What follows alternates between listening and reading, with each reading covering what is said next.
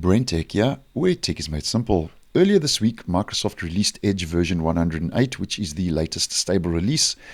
And as I did post on, version 108 included a couple of new features and numerous security updates for the Chromium platform, which the browser is based on. Now, just to let you know that on the 8th of December, which was late yesterday in my region, Microsoft has already started rolling out their first maintenance update for version 108. And this is once again a point release update and takes the browser to version 108.0.1462.46.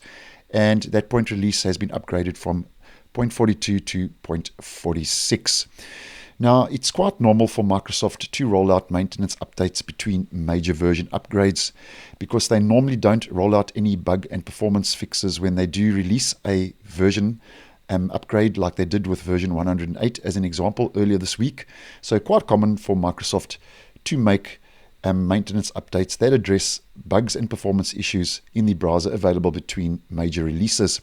Now, when we were still running version 107, which was the previous release, the browser received 3 to 4 maintenance updates, so we can expect a couple more to roll out for version 108 between this upgrade to version 108 and version 109, which rolls out around about the 12th of January next year. Now, once again, this latest point release update does not include any major features or any changes that I can see at this stage. And all the release notes tell us, once again, is that Microsoft say they have fixed various bugs and performance issues for the stable and extended stable release.